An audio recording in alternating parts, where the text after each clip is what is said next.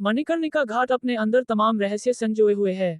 यह आध्यात्म का विचित्र नमूना पेश करता है। इस घाट पर जहां एक तरफ चिताओं की अग्नि कभी नहीं बुझती है, वहीं दूसरी ओर न जाने कितनी रहस्यमय घटनाएं होती हैं। आखिर ऐसा क्या है जो इसे काशी के दूसरे घाटों से अलग बनाता है? यहाँ के लोग मानते हैं कि जिस दिन यहाँ पर चिता जलनी बंद हो जाएंगी, उस दिन वाराणसी के लिए प्रलय का दिन होगा। ये घाट काशी के सबसे पुराने घाटों में से एक है। हिंदू धर्म में अन्य घाटों की तुलना में इसे सर्वोच्च स्थान दिया गया है। ऐसा माना जाता है कि अगर इस घाट पर किसी का अंतिम संस्कार किया जाता है तो उसे तुरंत मोक्ष की प्राप्ति होती है। पुराणों में इस बात का जिक्र है कि इस स्थान पर आकर मौत भी दर्दहीन हो जाती है। यानी कि जिस व्यक्ति की मृत्यु इस स्थान पर होती है उसे किसी भी प्रकार के दर्द की अनुभूति नहीं होती है। ये घाट सिंधिया घाट और दशाश्वमेध घाट के बीच स्थित है।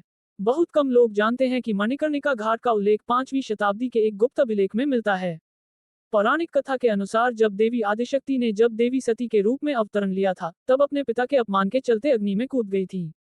उस समय उनके जलते शरीर को भगवान शिव हिमालय तक ले गए।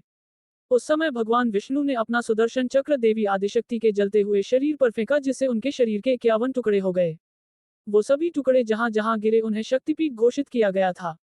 उसी समय मणिकर्णिका घाट पर माता सती की कान की बालियां गिरी और उसी के बाद से इस स्थान को शक्तिपीठ घोषित कर दिया गया।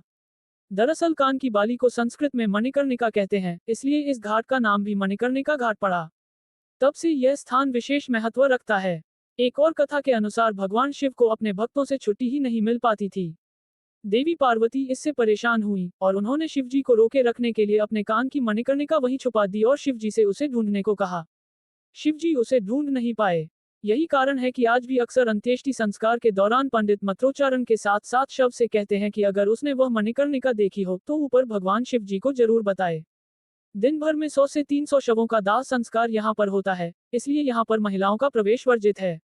वैसे तो यहाँ पर रात को अग्नि नहीं दी जाती है, लेकिन अगर विशेष कारणों से अग्नि दी भी जानी पड़े तो उस संस्कार में परिजनों को शामिल नहीं किया जाता है। पी